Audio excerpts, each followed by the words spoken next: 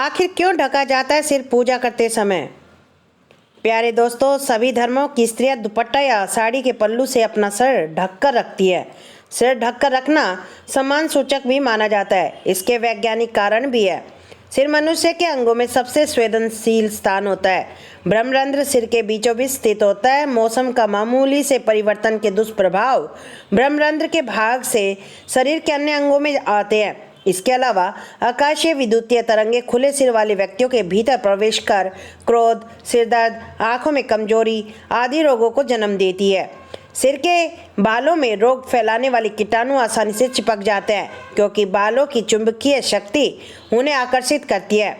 रोग फैलाने वाले कीटाणु बालों से शरीर के भीतर प्रवेश कर जाते हैं, जिससे व्यक्ति रोगी हो जाता है। इसी कारण सिर और बालों को जहाँ तक हो सके हमें ढककर रखना चाहिए। साफा, पगड़ी और अन्य साधनों से सिर ढकने पर कान भी ढक जाते हैं, जिससे ठंडी और गर्म वायु कान के द्वारा शरीर में प्रवेश नहीं कर पाती। कई रोगों से इसका बचाव होता है। सिर ढकने से आज का जो सबसे गंभीर रोग है गंजापन, बाल झड़ना और डैंड्रफ से आसानी से बचा जा सकता है। आज भी हिंदू धर्म में परिवार में किसी की मृत्यु पर उसके संबंधियों का मुंडन किया जाता है, ताकि मृतक शरीर से निकलने वाले रोगाणु जो उनके बालों में चिपके रहते हैं वह नष्ट हो जाए। स्त्रियां बालों को पल्लू से ढककर रखती है, इसलिए वह रोगाणु से बच पाती है।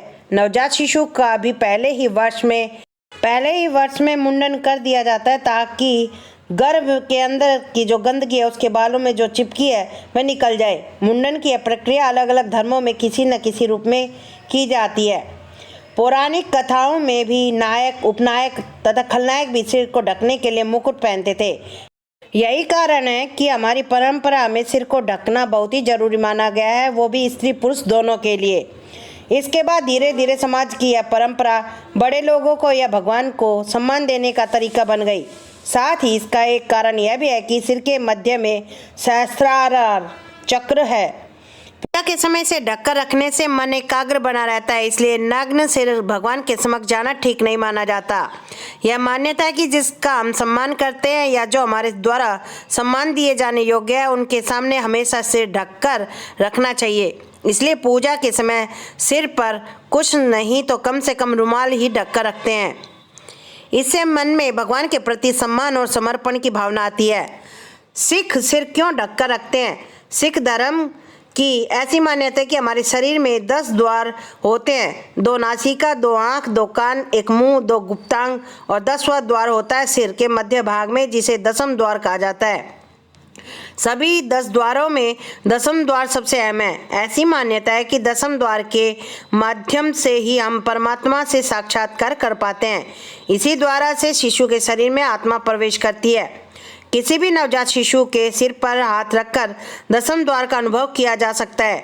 नवजात शिशु के सिर पर एक भाग अत्यंत कोमल रहता है। द्वार जो बच्चे के बड़े होने के साथ साथ थोड़ा कठोर हो जाता है। परमात्मा के साक्षात्कार के लिए व्यक्ति के बड़े होने पर कठोर हो चुके दसम द्वार को खोलना अति आवश्यक हो जाता है, और यह द्वार आध्यात्मिक प्रयासों से ही खोला जा सकता है। दसम द्वार का संबंध सीधे मन से होता है।